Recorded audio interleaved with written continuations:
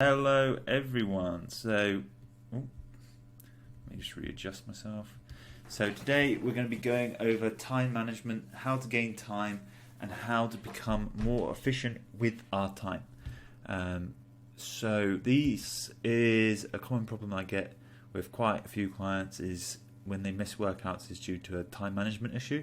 So today we're going to dive into what we can do to resolve this problem and how to become more efficient with our time and making sure that what we're doing is achievable for us and we're not putting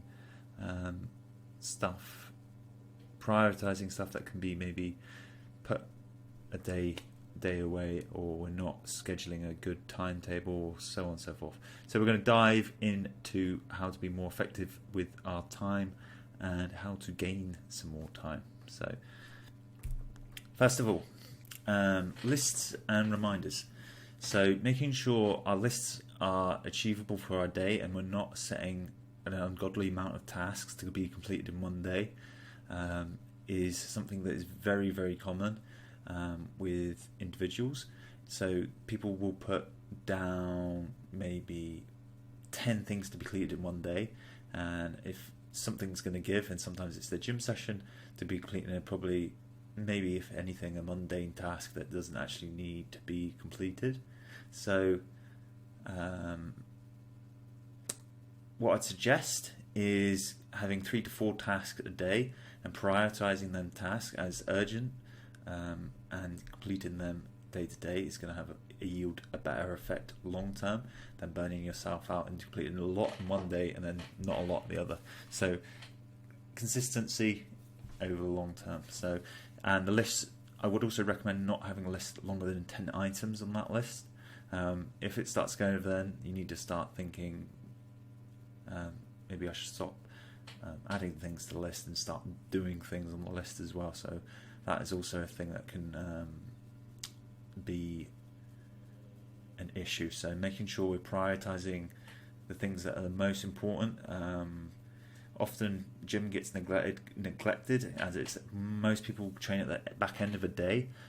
So when things overrun, when they've tried to fit in too many tasks in one day and they've overrun, because things do overrun, things get in the way and tasks generally take a little bit longer than expected. Gym is the thing that suffers. So making sure we're prioritizing the gym. If you're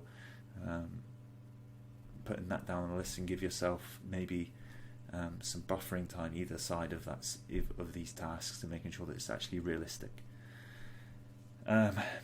Another issue when scheduling a routine is making the person tomorrow have superpowers to be able to complete so many tasks within one day. So you do have to be realistic and actually making sure that you're being effective with your time and doing it to the utmost of your ability, and you're not actually just rushing through task after task and trying to complete as many tasks within one day, but actually doing it to your best of your ability and thinking there is actually more time than you need, and things can be put onto the day after, and actually completing stuff to your ability is going to yield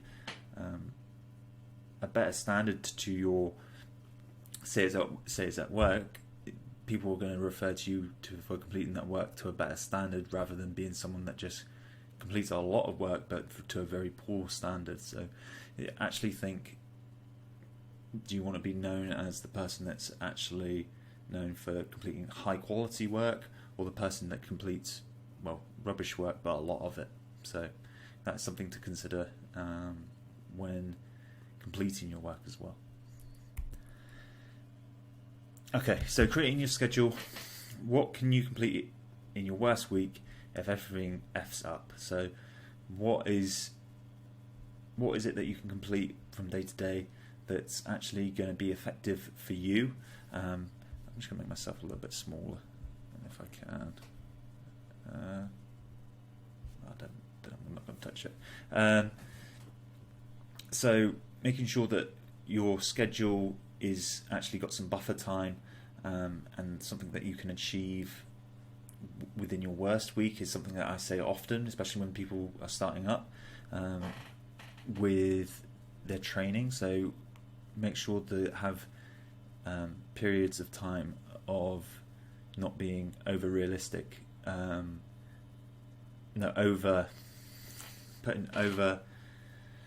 putting too many tasks within one day and actually being not realistic and being thinking that you can complete more than you can actually. So put down prioritize the main important things, and then everything above that is a bonus. So that's something that I consider when creating your schedule, and also include breaks and rest and downtime. So in the evening, make sure you got the downtime to yourself to relax. Make sure you got regular breaks as an opportunity for you to unwind, even something not to consider work, and go for a walk. And especially in the evening, having that rest time for yourself as well to unwind and being able to go to bed with a rested mindset. Deep work. So give yourself the ability to create deep work and to a standard that you should be proud of. Don't think fast and rushed. Make sure your meals are planned and prepped. This is also going to speed effectiveness within your day, and making sure that you're not going to avoid any decision fatigue. Something that's quite common with people with managerial roles or decision-making roles is actually when it comes to the end of the day and they make a lot of high important decisions, they come to the end of the day and they're fatigued from making so, by thinking a lot and making hard decisions, that they come to the end of the day and they don't really think, and they end up making a bad mistake more likely at the end of the day, because they're mentally fatigued. So making sure that you are making decisions, making the decisions at the end of the day much more accessible. So if food's prepped at the end of the day and you wanted a meal, and say things have run over and you've had one of your worst days and you need to make a decision, have a meal there that you can have on the worst day that you can just maybe put in the microwave, that's macro friendly, high protein or whatever, and that you can have accessibly throughout the day, that's quite enjoyable, that's not going to be off plan. So yeah, avoiding adrenal fatigue goes under decision fatigue. So takeaway points I want you to consider going forward. Don't make your list too long. Start taking action. Start chipping away at the list, 3 to 4 a day. Make sure gym's on there if you've got a gym day. Don't put too many things to be completed in one day. Don't make yourself Superman for tomorrow. Don't put a massive list to be completed within tomorrow and feel disappointed when you don't complete that list. Put 3 or 4 important tasks and prioritize them tasks. Anything above that's a bonus. Achieve consistently and throughout the week, and thoroughly throughout the week. So you don't have one day that you complete loads of tasks and one day that you don't complete loads. Make sure you're consistent throughout the week. So these are my takeaway points for time management. Often you're condensing too much within one day and trying to achieve too much. So be realistic. It's good to be optimistic, but it's also, when things go wrong, people get disappointed. So don't give yourself superpowers. You make it easy for yourself, make stuff accessible. Try and get every day for something very similar. Some tasks can be put onto tomorrow, and prioritize the main tasks. These are my tips for time management. I hope this all helps, and I hope you all have a great rest of the day, and I will talk to you soon. I hope you have all enjoyed this lovely sunshine.